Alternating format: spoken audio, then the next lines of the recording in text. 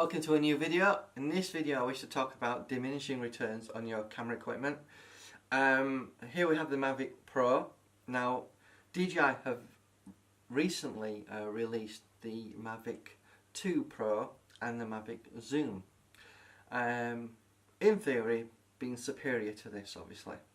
The reason people buy this is it's cheaper than hiring a helicopter with a camera crew, and it's great to obtain those aerial shots. Obviously you need to be mindful of the law, so please check up the regulations on that. However, I want to talk about diminishing returns because this is something that's not discussed really, and I want to blow away the shroud that is out there regarding camera equipment needs to be the best. It's not true. And a good analogy of this is L lenses in cameras. Canon lenses lineup. You don't need L lenses to get great results. Now, if I'm honest with you, L lenses will give you between 10 and 25% increase image quality, but that's it. And sometimes your lenses can be 5-10 times that of their consumer counterparts, such as the kit lenses. Let's use that as an example. The 18 to 35 kit lens, right? Or compare the 24 to 70 L lens. While you get better aperture that allows more light to come into your lens, you don't get increased image quality. That's something you don't get. Obviously, the bigger the L lens, the more significant difference in image quality becomes. Because it'd be hard to find a 500 prime consumer lens versus obviously a Canon 500 prime L lens. Obviously you can buy zooms, but you can't buy prime consumer lenses, so it's hard to get a comparison there. But you can compare zoom L lenses versus their consumer counterparts, and in general L lenses are better made. They're going to be sharper, but not vastly sharper, and this is why I want to address the new Mavic Pro drones that have come out. Obviously they're vastly more expensive, but sometimes you need to ask yourself a question. Do you need that lens or that drone or that camera, or will something cheaper do the job? Because I want to give you a comparison in price, and hopefully this will be helpful. So here I'm just looking up on the Mavic Pro 2 and the Mavic Zoom and the Mavic Pro on a laptop, and I'll just show you that in the screenshot so you can see what I'm looking at. But when you look at the specs, you know, the Mavic Pro with its Hasselblad camera, which is going to be superior image quality, but it's a lot more money. Obviously you've got increased ISO range of 100 to 12,800 versus 100 to 3,200 on the Zoom and the Mavic Pro original. So there's no difference with your ISO range on the Zoom or the original Mavic Pro.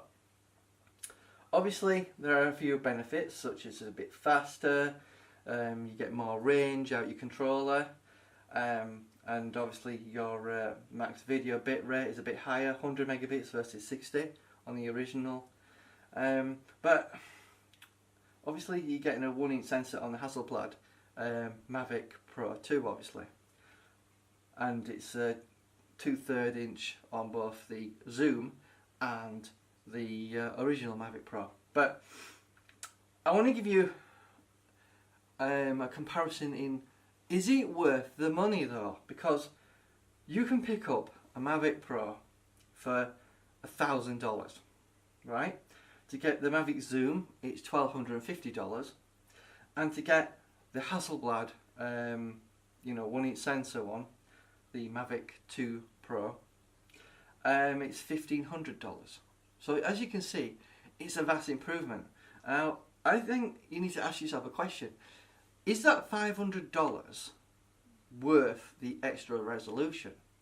To some people it may be, but in general viewing usage of your footage, most people won't tell the difference. And I'll be honest with you, It's like a wedding photographer who takes fantastic wedding pictures. Now, he'll give those pictures to the groom and the bride, but they won't care what camera it was shot on, what lens it was used. All they'll care is that it's a good image. And that's something you need to take into account when it comes to diminishing returns on your investment. Because, like I was saying, going back to the example of L lenses versus the consumer counterparts, you're only getting 10 to 20%, sometimes 25% increase in image quality. And in the smaller lenses, you know, the standard focal lengths such as 50mm, 24 to 70, you're not getting 20%. You're probably lucky if you get 10% in that L lens. Obviously the L lens is better made, it's more durable, it's weather sealed against the elements generally, and it's a slightly sharper. And yeah, it's a good bet that the autofocus system is probably a little bit quicker, but that doesn't necessarily mean that the consumer lens can't take a good picture, because it can. So it comes back to this whole concept of diminishing returns. Now, going back to the drone issue, obviously I just want to discuss you know, the image quality and all that. Sure, there's going to be a difference in image quality between the Mavic 2 Pro and obviously the Mavic Zoom. It's slightly more crisper image, I've seen it, you know, and it is quite decent quality that you're getting out of these two drones. But it's not to say the Mavic Pro can't do its job. I think where, for me, the Mavic Pro 2 and the Mavic Zoom comes into its own is it has avoidance sensors all around it, on the back, on the sides, on the top and below, versus the original Mavic Pro, which has obviously front and sensors underneath, and that's it really. But you've got to remember, you're flying most of the time, unless you're really stupid and flying it around trees, you're going to be above the trees, and what are you going to hit? Empty sky. So I just want to give you a comparable example of the fact that I got this Mavic Pro, right, with the Fly More package, which means I get 2 extra batteries, 3 batteries in total, with lots of accessories and bags with it, and the ability to charge it in my car and all that. Now, for this Mavic Pro Fly More package, I got it on an Amazon deal at the time for £850. You know, obviously I mentioned the prices going on DJI's website in dollars, but this is in pounds. But I got the whole Fly More package for £850.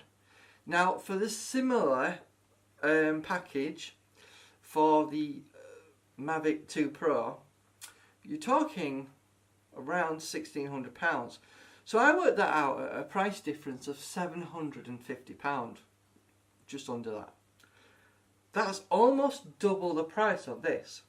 Now you've got to ask yourself, is the Mavic 2 Pro, you know, we're not talking about the zoom in this one, image quality worth double the price of this? To be honest with me, no. Like I said, going back to those L lens example that I mentioned, Canon L lenses, you're not getting double the image quality. At best you're getting 25% at most, and that's with their prime long telephoto lenses that might cost you £5,000, £6,000, £12,000 for a single lens. But when you're talking about their small lenses, no, you're not going to get 25% increase in image quality. You're going to get probably 10% if you're lucky. So when it comes to image quality, I think the Mavic Pro certainly does suffice for most people's needs. The one thing I think is brilliant about the Hasselblad Mavic 2 Pro drone is it has the capability of changing the aperture. That's what the Mavic Pro and Mavic Zoom don't have. That means you can change the aperture. That means if it gets bright, you can close your aperture so it won't be blown out, and if it gets dark you can open your aperture. To me, that is probably the most useful point of the Mavic 2 Pro. This is something that's not been mentioned. This is something that's not been discussed. The so-called camera, video, drone experts seem to think they know about camera equipment. They don't have a clue. For me, the ability to change your aperture is the key element of any photographer. Anyone who knows about photography knows how important it is to change your aperture. And that's where the Mavic 2 Pro comes into its own, because you can change the aperture and adjust your settings on the fly without having to put ND filters on, because that's something you do have to do with these that can't change the aperture from 2.8. Sure, 2.8 is brilliant for letting lots of light in. The problem is when it gets really bright, it's too much light and you have to put ND filters onto the lens. You don't need that when you have a variable aperture. So this is my 2 cents on the Mavic 2 Pro, which is a fantastic device that's come out. It's very expensive though. Now, like I said, I've got this at a fantastic price, £850, with 3 batteries. Now, obviously the Mavic 2 Pro and the Mavic Zoom have 31 minutes flight time. This has 27 minutes. But then I've got another 2 batteries. That means I can fly for a lot longer than just buying that expensive Hasselblad camera. And sometimes it's not always about what camera or lenses you have. It's about what camera you have on you at the time. Because I'll be honest with you, many times I'm out and about and I'll see something. What do you have on you? It's your mobile phone. Granted, you know, they can't compete anywhere near what my cameras and lenses can, but I don't always have those cameras and lenses with me. Especially if you're out and about working. If you're someone that works in the open, someone who drives for a living, the only camera you'll have on you at any given point will be your phone. That's another subject for another time, whether mobiles can compete with professional digital SLR cameras and mirrorless cameras. But this video is all about this drone, this Mavic Pro that I got. And if I'm absolutely honest with you, I don't think the Hasselblad Mavic 2 Pro or the Mavic Zoom can compete with this at the price point I got this at, because it's almost double the price for the Hasselblad, and it's about a quarter more expensive for the actual Zoom. It all depends if you think the price is worth it. Anyway, I just wanted to give you my 2 cents on the new Mavic 2 Pro and the Mavic Zoom. Don't get me wrong, they're going to be fantastic drones. They're getting fantastic imagery. But you know, you need to think long and hard and think to yourself, do I need the best, or do I need something that does the job? It's up to you. Make your mind up. Have a nice day.